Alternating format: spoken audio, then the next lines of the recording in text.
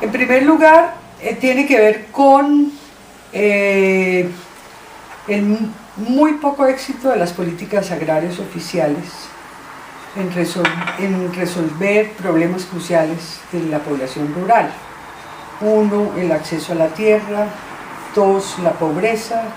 3, los bajos ingresos de la mayoría de la población rural. 4, la lenta ampliación de las coberturas en servicios, por ejemplo salud, educación, en el acceso de la población a los bienes públicos. Yo quisiera señalar, por ejemplo, en el 2010, con motivo de la campaña presidencial, en Razón Pública publicamos un artículo, Darío Fajardo, Pedófilo Medina y yo, analizando lo que proponían los candidatos, los problemas de los candidatos en el problema rural. El problema rural prácticamente no existía en los programas presidenciales. Y estamos hablando del 2010. Llamábamos la atención sobre eso. Pareciera como si de un momento a otro el país ya fuera un país netamente urbano y que los problemas rurales fueran completamente secundarios. Entonces fíjense que en el término muy breve de 2 años han vuelto a surgir a la superficie problemas antiguos y problemas nuevos. El conflicto armado, sin duda alguna, ha sido otro fenómeno que ha agravado más la situación del campo, y lo que pasa es que en los últimos años se ha visto que el problema rural, o se ha tratado de decir que el problema rural actual se debe principalmente al conflicto armado. Y eso es muy discutible, eso está por verse.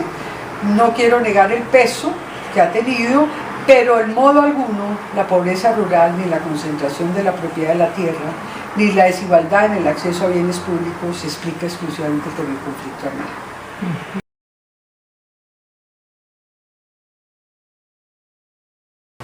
Hay varios problemas que son de conocimiento de la opinión pública, pero vale la pena retomarlos. Lo primero que se ha dicho es la concentración de la propiedad rural en muy pocas manos.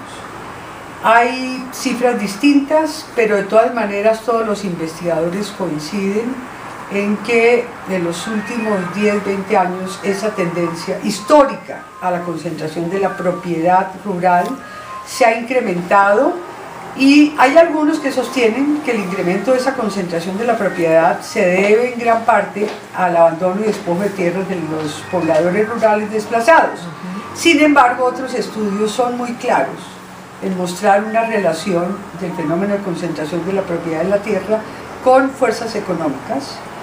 Por ejemplo, el desarrollo de las empresas agroindustriales, de las grandes plantaciones, algunas de las cuales han aprovechado, han hecho compras masivas de tierras desvalorizadas por la violencia. Hay una pregunta que uno se hace: ¿qué peso tiene el desplazamiento forzado en la migración? Que a veces no se consideran, no se hacen esos cruces. Y las cifras también son alarmantes. La Comisión de Seguimiento ha señalado algunas de estas proporciones, pero más o menos cerca de la tercera parte de la población migrante es población desplazada forzosamente.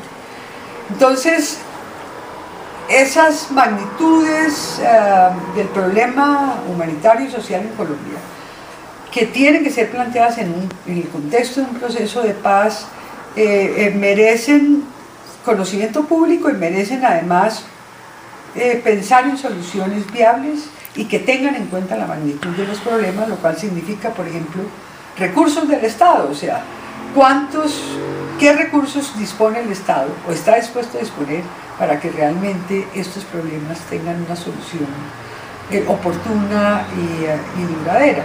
En los datos de migración y también en los de desplazamiento forzado, incluido la migración forzada, es claro que las tendencias migratorias mantienen mucho la lógica del siglo XX, son predominantemente mujeres y jóvenes y niños. Que las razones fundamentales son búsqueda de trabajo y de oportunidades de estudio. Ahora se suma a ello las razones de protección de la vida, o sea, lo que implica el desplazamiento forzado. Pero cuando uno esos datos los ve, estudios los estudios sobre empleo rural que muestran el decrecimiento de la mano de obra de la población económicamente activa más joven, porque migra, o sea, la migración de jóvenes, diríamos, descrema el mercado laboral rural, de la fuerza de trabajo más joven, y del trabajo femenino, digamos, y de las mujeres jóvenes, porque las que más migran también son mujeres jóvenes.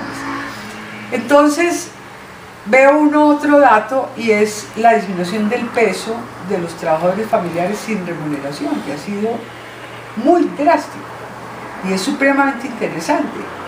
Y se da cuenta o caí en cuenta yo, por qué se produce esta disminución tan drástica del porcentaje de trabajadores sin remuneración, porque están migrando las mujeres, o sea, ¿dónde están concentrados los trabajadores sin remuneración?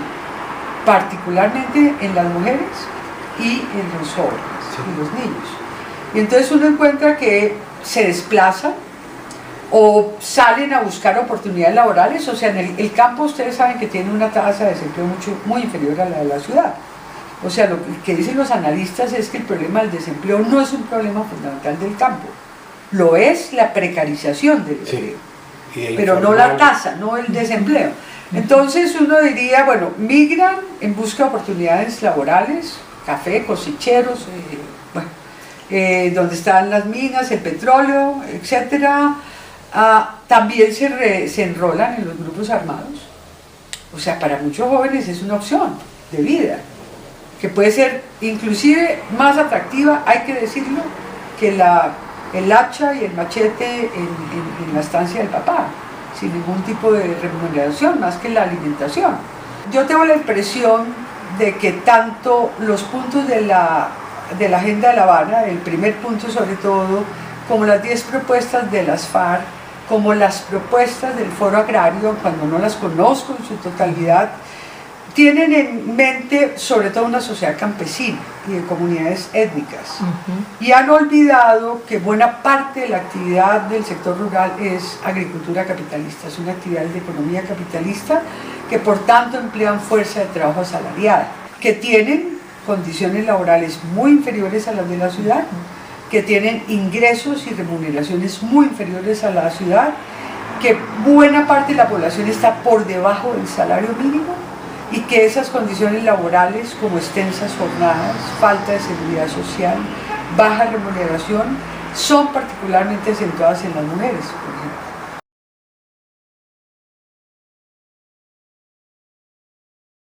Yo pienso que en el enfoque diferencial hay que tener en cuenta las diferencias regionales, que son muy tremendas. Entonces uno se pregunta, cuando ve todas las diferencias en las cifras, las singularidades regionales del país, uno se pregunta, ¿vale la pena una ley general de reforma agraria?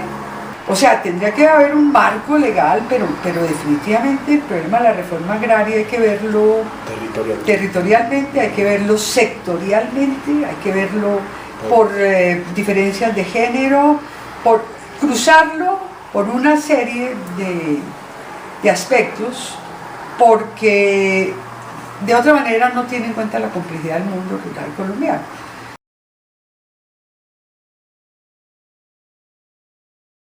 Creo que hay que plantearse la discusión de la agenda del primer punto de La Habana.